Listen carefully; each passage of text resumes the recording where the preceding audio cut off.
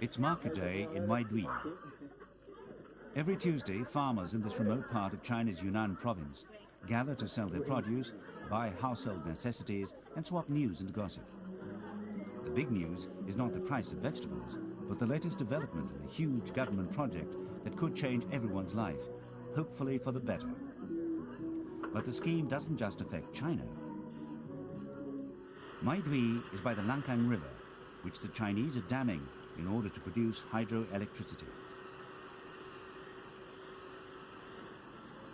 The government plans a series of 8 dams in a multi-billion-dollar effort to develop its impoverished southwest region. The second to be built, the Dachau Shan, should be operational by December, which is causing some people great concern because the Langkang is the greatest river in Southeast Asia, known outside China as the Mekong. The Chinese say their project will improve life for everyone. After leaving China, the river passes through Myanmar, Laos, Thailand and Cambodia before reaching the sea in Vietnam. Building hydropower stations will bring very good economic benefits. The economies of China and our neighbouring countries are in fast and stable development. In this development, there is a big requirement for energy. Now we are opposed to building more power plants using coal, because we should reduce the use of too much unrecyclable energy. Also, because of the technological level used, there is now a lot of waste in burning coal. So we should put greater concentration on producing more hydropower, which can not only be consumed in our own province, but also be exported to other countries such as Thailand. Thailand is expected to take most of the electricity produced by the third dam at Jinghong, and some Thai companies are linked to the entire construction project.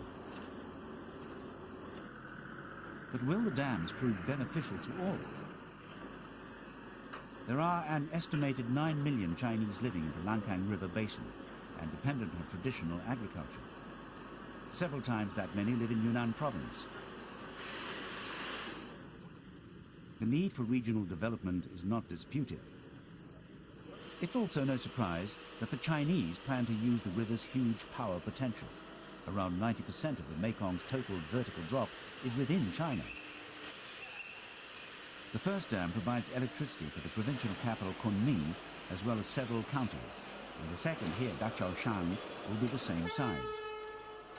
The fourth dam will be 3 times bigger at around 100 stories high.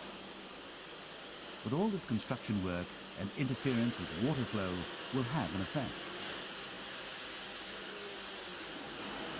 When people's lives depend on a river, those downstream are liable to complain about the use made of it upstream. In an attempt to reduce inevitable friction, Laos, Thailand, Cambodia and Vietnam formed the Mekong River Commission.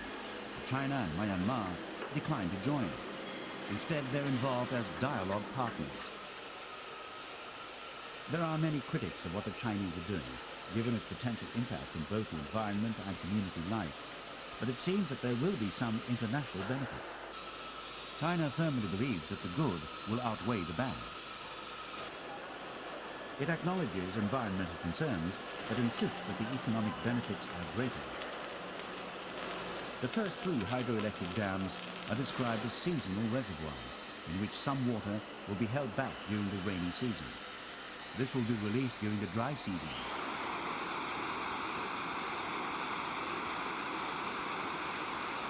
On the face of it, reducing the flow during the wet season and increasing it in the dry seems like a good balance, because people downstream won't have to suffer the huge fluctuations of the past. But there are problems. Professor He Daming set up the Asian International River Center at Yunnan University in Kunming.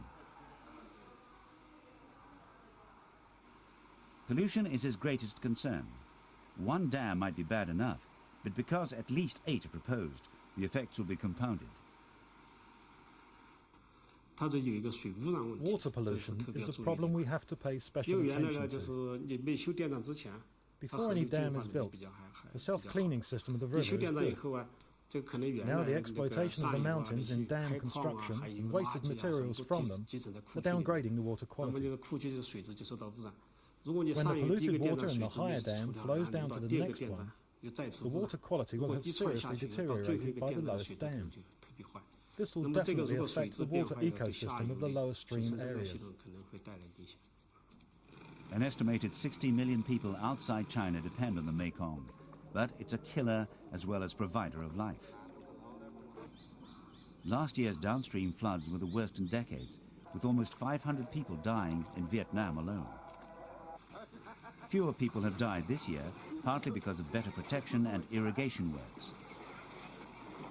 By controlling the flow, more lives might be saved, but a reduction could also allow a build-up of pollution.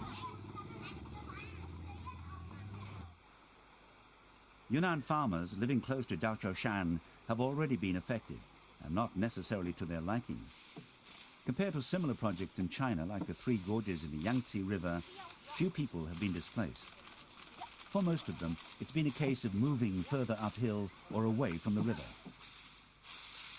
Luo Mingzhu welcomes progress, but lost good rice-producing land that had been farmed by her family for 6 generations, and the government was slow to deliver the promised compensation. We had big pieces of land downhill. We could plant a lot of crops and had no problem in feeding ourselves. Now we don't have enough crops and we don't know how to carry on.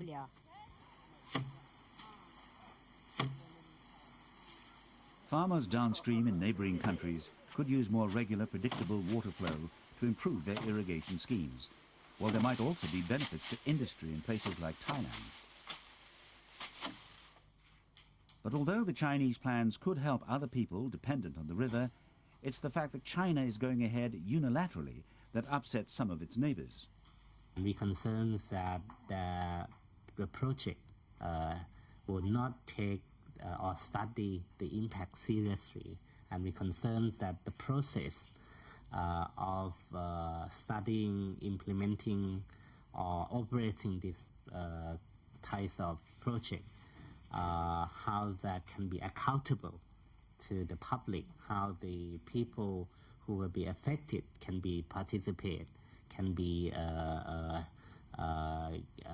access to information, and can be compensate the impact.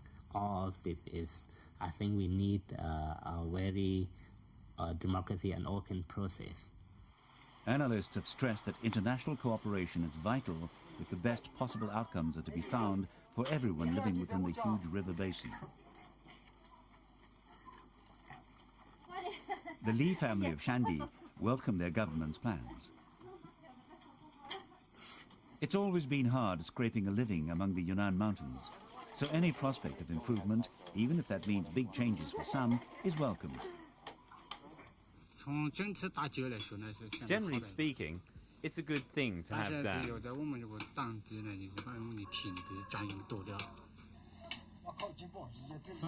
Although we lost some of our land, we can go outside for jobs as workers instead of as farmers.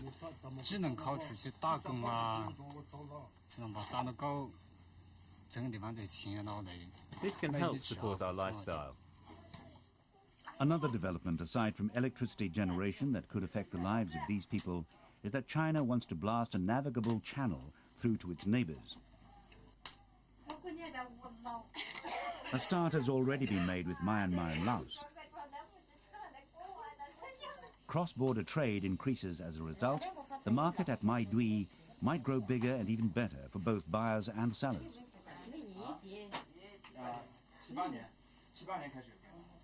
The Mekong's potential is huge, and cooperation is needed if it's to be beneficial to the greatest number of people and detrimental to the least. But the real power is in Chinese hands, and they might not always be willing to share it.